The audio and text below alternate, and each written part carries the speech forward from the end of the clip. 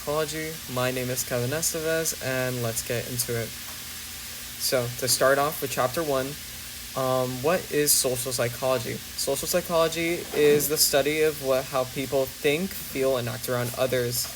And one component of social psychology is behavior. And you may ask, where does our behavior come from? That's where the biopsychosocial model comes into play. The biopsychosocial model tells us how our behavior comes from three parts: biology, psychology, and environment together. For biology, you can think about your eternal drive to eat, to sleep, to procreate, to extinguish boredom. Your excitement seeking and your adventure seeking. That is biology. You have your psychology and environment, which go together because everyone is born with a blank slate, and it is your environment that builds up how you think. And thirdly, there's hindsight bias. The way you can think about it is when you find out something that you were maybe you were saying the opposite of. Like, you were saying, let's take the World Cup game, for example.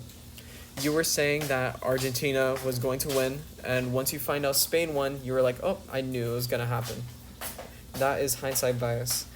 You also get to learn about the Princeton Dartmouth study.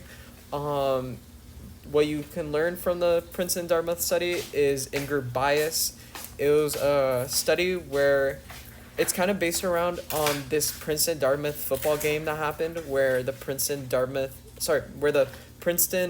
star player had their chip tooth or something. There was a lot of injuries, and so the researchers went about asking both sides, both Princeton and Dartmouth, who played rougher, and obviously it was Princeton who reported more negative views on Dartmouth, saying that they played the most harsh and stuff, and they really didn't. It was a fair game, and the fact that Dartmouth was so negative shows in-group bias, how since they belonged to Princeton themselves, they were more inclined to support their own their in-group. And the fifth thing I've included is how most of it, of social psychology, is things that you already knew. You just don't have a name for. That's what makes social psychology so easy for people to get into, because most of it is stuff that you already know. So to get into how I apply this, education-wise, it is crucial to understand how social contexts shape learning. It helped me see why my study environment matters just as much as the material itself. As for my career, I want to get into behavioral neurology, and it sits right at the overlap of biology and social psychology. As for my personal life, hindsight bias obviously makes me more honest about when I actually understood something. Just you always want to check yourself and make sure you're not being too overconfident. Now we can get into chapter 2, the self in a social world. You get to learn about how social comparison shapes how we judge ourselves, how self-esteem is heavily tied to social feedback, so how you hear back about the things you do or how you are. You get to learn about how important self-presentation is. You want to manage how others see yourself. A lot of your identity comes from group membership. That can come from your nationality, your ethnicity, maybe the school you go to, just like with the Princeton Dartmouth thing, this connects back to it. And finally, the self is one of psychology's most researched topics, aka the ego. How I apply this is being aware of social comparison keeps me focused on my own progress instead of measuring myself against my classmates in a way that aren't useful. It's always good to be focused on yourself. Some form of social comparison is good. It can give you an advantage. It can make you feel better about yourself. But there's always the downside of comparing yourself to other people, and it just bringing you down, making you feel worse about yourself.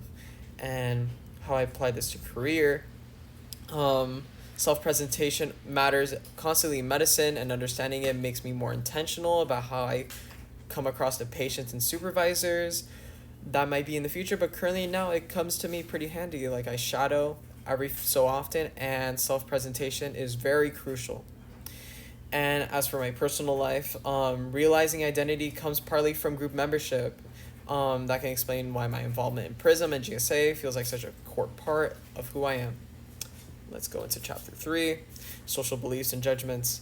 Schemas filter what we notice and how we interpret it. Schemas are kind of like how we group information in our heads and how we kind of turn it into skills and memory. Secondly, this is one of my favorite things in psychology, is the fundamental attribution error. It's like one of the things that I described in chapter 1, where people know what it is, they just didn't know a name for it, and this comes up constantly in social settings. It's when someone will see something happen and they'll blame the person's personality instead of ignoring. They'll blame their personality instead of, like, really interpreting the situation, and maybe like think of other reasons why the person did what they did, or why they are the way they are. Example of this, that's always really popular, is a student turning in their work late and their teacher saying that they're lazy, but they don't know anything about their home life. Maybe they don't always have the right amount of time to do their work. Maybe they're working a lot at a job, things like that. Thirdly, self-fulfilling prophecies shape real outcomes. How confident you are about something, and how much you really like prophesize yourself of doing something, really affects how likely it is to happen. If you're gonna keep telling yourself, like, I'm gonna get a 5 on AP Psych, you're gonna do it, it's gonna happen, you are more likely to have that happen. And it goes the same way if you keep telling yourself that you're gonna lose. Sorry, a call came through. Okay. Fourth, our beliefs are mostly inherited, not reasoned out. A good example that you can think about this is religion. For example, you really inherit religion from your parents or your peers, from your culture.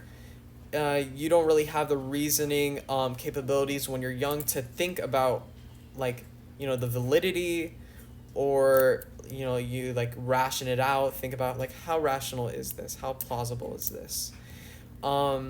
Fifth, judgments about others are rarely objective as they feel.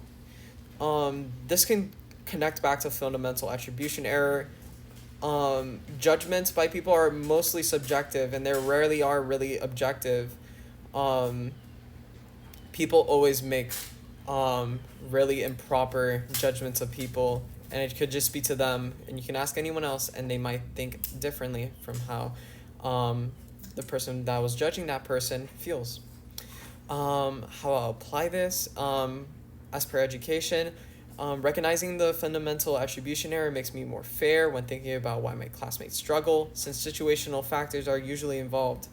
Ever since I really learned about that, I've come to pause before I say something about someone, because I have to think about their situation, and everyone should think like this. For my career, it's directly relevant to neurology, where behavior tied to a real neurological cause could easily get misread as a personality issue. And for personal life, knowing my beliefs about others are shaped by my upbringing pushed me to actively seek out perspectives different from my own. That's just how I went about with religion. I grew up Catholic, and once the time came that I was able to think for myself, and my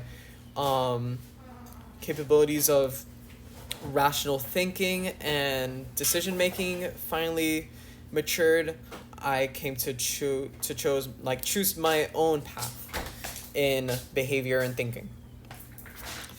Chapter 4, behavior and attitudes. You get to learn about cognitive dissonance. It's how we change beliefs to match our behaviors. A popular example of this is with smokers.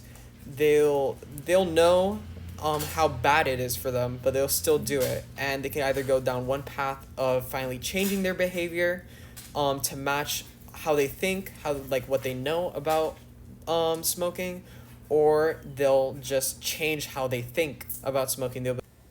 Now let's jump into chapter 4. Now with cognitive dissonance, um, a good example of cognitive dissonance is with smokers. So there's two parts of cognitive dissonance. It's the action and the belief. And with smokers, they smoke and they believe, or well, they know that smoking is bad for them. And that is a cognitive dissonance because they know how bad it is and they continue to do it. And cognitive dissonance can go either two ways. One, they'll impede their actions, they'll stop smoking to support their belief, so they can, so the cognitive dissonance can stop. Or they can change their belief about smoking so they can continue smoking. An example of this is that they can tell themselves that smoking isn't so bad, that all those studies are fake, and they'll continue smoking. We learn about self-perception theory. We read our own actions like a stranger would. There's implicit bias. The most common form of implicit bias that you can find in the social world is racism or misogyny. An example of this is maybe you'll be on a plane and you'll overhear someone being like, oh, like it's a black pilot. Oh no, like that's going to be bad. That's kind of like an implicit bias. They might not know that's racist or wrong, so that's implicit. That's what implicit bias means. Foot in the door. There's also face in the door. There's two of those. It's way of asking. It's a certain way of like kind of trying to get something.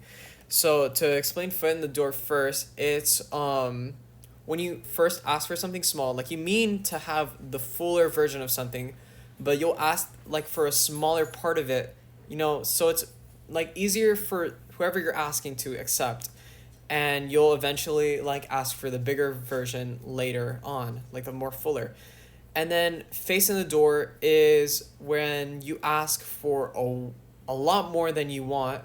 So then they can be like, oh no, I would never give you that much. And then you say the original amount that you actually do want, and they're more likely to say yes because, you back down so much. Like maybe like that's more acceptable. Just a little psychology trick, a little mind trick.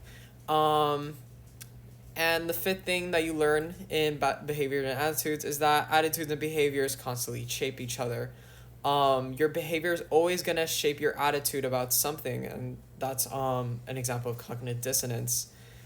So how I apply this in education is knowing about cognitive dissonance helps me understand why I start caring about things I keep doing, which I can use to build better habits. As for career, understanding implicit bias is directly relevant to medicine, where unconscious assumptions about patients can affect the quality of care that they receive. And finally, personal life, self-perception theory lines up with something I already believed through philosophy, that identity gets built through action, not fixed from the start. That's a little Max Stirner reference for you, if you guys kept up with my discussion posts. Now on to chapter 5, genes, culture, and gender. So to start off, biology gives us a starting point and culture shapes the rest. This means to say that we all start off as a blank slate, or tabula rasa. That was coined by John Locke, philosopher. Sorry, not psychologist, philosopher. Means to say what I already said earlier is that we all start off blank, and our culture and our environment and setting around us gives us our tools to think. It gives us how we think about certain things. Certain cultures may perceive other things differently. Evolutionary psychology explains some inherited tendencies. Off the top of my head, to think about one inherited tendency we may have is fear of heights. Um, in evolutionary psychology, obviously, humans who didn't have the fear of heights, obviously, they didn't contribute much to the gene pool because they died because they didn't fear the heights. But humans who did have a fear of heights obviously survived longer and went on to pass that inherited trait to other humans. Um, Much of what feels natural is actually learned culturally. This is just going back to how culture shapes us. Um, we might think like, oh, like this is just so much a part of me. But really, your setting gave that to you. And it makes you wonder how much of you is really you. How much of your actions are attributed to your own intrinsic self? Do you have a good internal locus of control, or is your environment, whether that be your religion, your state, your government, are they controlling you? Just a little question there. Gender identity is shaped by culture, not just biology. This is extremely important in our growing progressive society. It's something that most people haven't really gotten through their heads yet, but gender identity is shaped by culture. You choose your gender. Not biology doesn't choose your gender. Biology chooses your sex, which ultimately can be changed as well. Gender is a spectrum. And fifth and finally, nature and nurture always work together. It's never just nature and it's never just nurture. They're always the two components that mix to make one thing, one trait, one behavior. So, how I'll apply this as for education, I grew up as a Cuban American, and that gave me a specific cultural framework. And this chapter helped me see how much that shapes how I gauge academically. As for career, understanding how culture shapes behavior matters for providing good care to patients coming from different backgrounds. For personal life, this connects directly to what I see through my advocacy work, where gender is clearly far more complex than biology alone. Now, to jump into chapter 6, persuasion. 4 elements of persuasion are communicator, message, channel, and audience. There are 2 routes of persuasion, where there is real engagement and lasting change. There's a peripheral route and there is a central route. And how that works is through central route, you're persuading whoever you are persuading with more logical explanations about whatever you want them to do. Let's say you're a car salesman. If you're going through this central route of persuasion, you're gonna be telling them how this car has good mileage, how efficient it is. If you're going through the peripheral route, you're gonna be telling them like, look how beautiful this car is. Look at this color. Look at those nice looking tires. Nothing that's really of substance about how good that car is. All you're learning is just how it looks. And that's why it's called peripheral, like periphery with your eyes. You're looking very surface level, where central is, the center of it. Which route depends on motivation and ability to engage. That just circles back with central and peripheral routes. And credibility affects whether a message actually lands. So that's talking about how much whoever you're speaking to really believes you. If you're a credible source, if you've been in the car business for a long enough time, going back to the example of car salesman that I gave, how I apply this with education, it's crucial to understand the central and peripheral routes. It can help you study better, since real understanding requires actually engaging with the material, not memorizing it, which I did throughout this course, and that went very well for me. I got a 5 on the AP Psych test. You don't get a 5 from the AP Psych test from just memorizing flashcards. Never did any flashcards, really. I just open the book and write about it. Okay, sorry. That's going off on a tangent. Career. Being a credible, trustworthy communicator directly affects how patients respond to a treatment, which makes this chapter directly relevant to medicine. And as for my personal life, through my advocacy work with Prism and the GSA, I've learned building rapport before making an argument works far more better than facts alone. Now, to jump into chapter 8, group influence. A group is people who interact and start to see them as us. This goes back to the Ron Clark story that we went over. Um, Secondly, social facilitation. Others intensify our actions. This is like an audience effect. We might work better or worse in front of an audience. We might be shy in front of an audience, or our audience can push us to do better because you may want to look good in front of them. Social loafing is when the amount of people in a group, when it goes up, your action in the group decreases. When there's a lot of people, you may think, you know what, I don't have to do anything because someone's probably going to do the work that I plan to do or I would be assigned. So as more people in a group, the more people in a group there are, it's more likely that social facilitation is going to occur. Social loafing is going to occur. De-individuation is when you lose self-awareness in a group. A good example of this is with wearing a mask. It's somewhat like a social mask. On Halloween, there is a trope where people who wear masks are more likely to do things they wouldn't do. You know, maybe kiss your friend, kiss someone else at a party, just do crazy things.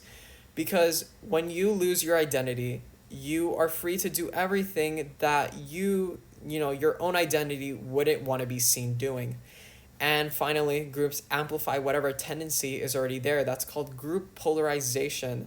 And it's found that with group polarization, thoughts and ideas can be amplified into more extreme radical ideas in a group.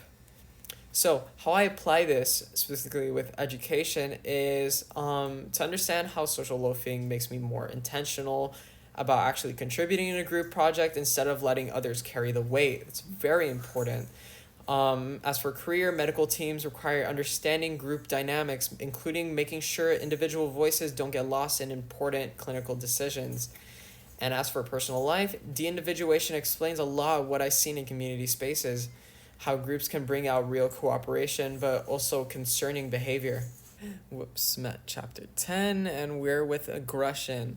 So there's multiple kinds of aggression. There's physical, social, hostile, or instrumental aggression. Frustration often gets displaced onto the wrong target, and aggression is learned through observation. An example of this is with the Bobo doll test, where children were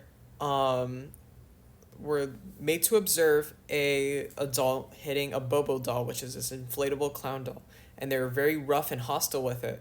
When the kids eventually got the chance to be in the room with the Bobo doll, they did just as the adults did, hitting them and being very hostile. Media exposure is a strong influence on aggression. When you look, and it really goes for everything. Media can influence every emotion that you have. It can make you sad, it can make you happy. But media exposure is definitely an influence on aggression. Seeing news that makes you very upset, or just seeing how everyone's just being upset can make you upset as well. It can make you aggressive, and expressing aggression doesn't reduce it, despite the myth. You don't want to let it all out. Expressing your aggression won't make anything better. So how I apply this as for education. Understanding frustration aggression theory helps me manage academic stress better by noticing when I'm misdirecting it into the wrong thing. As for a career, neurological conditions can directly cause or intensify aggressive behavior. So this is directly relevant to my career in behavioral neurology. And my personal life, learning about displacement specifically made me more aware of it when I'm directing frustration to people who aren't actually the cause of it. It's very important. With chapter 11, attraction and intimacy. Proximity creates more chances to connect. And this is another case of you always knew something was true, but it wasn't until you took this class that you finally really had a definition for it. So Um, this is something I knew all the time. I had a friend who was close to three girls, and all those three girls eventually fell for him because he got so close to them. He went out his way to talk to them every day, and that kind of proximity let there be like deeper, more intimate connections with all those people. Similarity also drives a lot of connection. People might say opposites attract, but it just goes the same for similar people might attract themselves. Um, Equity, relationships need balanced investment. Um, People in a relationship need to invest in each other as much as the other one does. There can't be one caring one and one super caring, partner in a relationship. It's just uneven. It's unbalanced and it's doomed to fail. Um, Fourth, the need to belong drives most social behaviors.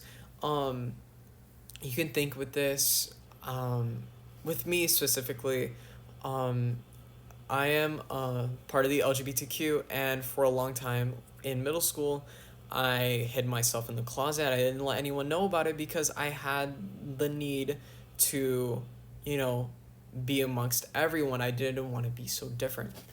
And that drove my social behavior of kind of just trying to be imbued with masculinity and not, you know, like look so LGBTQ. And finally, loving is more complex to study than liking because, these are not quantifiable things.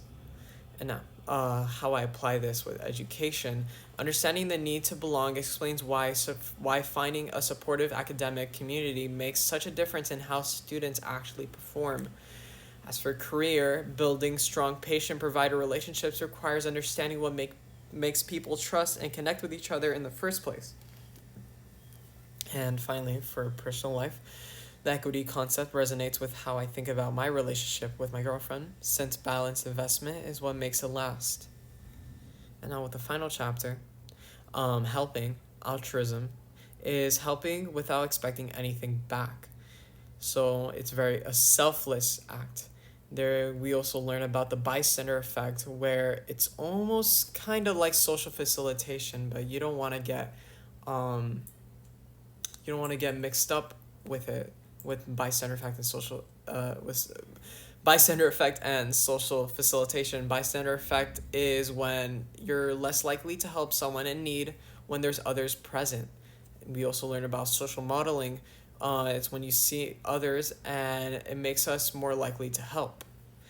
Helping also reduces negative emotion and builds up purpose. Obviously, it'll make you feel better about yourself. And helping isn't always selfless, and that's okay. Of course, there's gonna be times when you're gonna help someone because it benefits yourself, and that's fine, because you're still helping them in the end of the day. How I apply this, as for education, understanding the bystander effect makes me more intentional about stepping up instead of assuming someone else will handle the situation. My teacher, Dr. Bello, told us a funny story about this. As she is a AP Psych teacher, she was driving down the turnpike, I believe, and she saw a car on fire. And she knew about the bystander effect and that how most of the people driving on the road who saw it might have already thought, ugh, like someone might have already called the police. I don't need to do it. But she knew about the bystander effect and she called the police herself because she knew that it's possible that everyone was being affected by this. Now, for career, medicine is fundamentally about helping others, and understanding the psychological rewards and barriers to helping shapes how I think about patient care. And for personal life, my volunteering with Hope for Miami, that's who I do my volunteering with, and feeding South Florida connects directly here. Since helping others clearly builds my own sense of purpose, it definitely helps me out. Whoops, I'm sorry. That wasn't the final chapter. Whoops. Conflict and peacemaking. Social dilemmas, self-interest versus the group's good. Um, you will have obviously two drives: your own selfish needs and how you may want to do good for your own group. And there is competition over resources. Increases hostility. There's the four C's: contact, cooperation, communication, and conciliation. Superordinate goals bring rival groups together. I don't remember the specific experiment name off the top of my head, but there was an experiment where two groups of boys in a summer camp eventually came to work together after being long rivals through superordinate goals. I think it was fixing a water tank or something. And finally, conflict resolution is about structure, not just good intentions. Now, how I'll apply all of this to education. Understanding that contact and cooperation reduce conflict has shaped how I approach group projects, since building common ground early helps. As for my career, healthcare providers work with patients from a wide range of backgrounds, and these peacemaking principles offer a useful framework for building trust. And for my personal life, through advocacy work, I've seen how superordinate goals can bring together people who otherwise have very little in common. And now, to conclude, this course gave me a framework for understanding things I had been observing my whole life without having names for them, from cognitive dissonance to group polarization to the bystander effect. Social psychology shows how much of human behavior is shaped by situations and social environments people are in. Going into medicine and neurology, understanding that is going to matter just as much as understanding biology.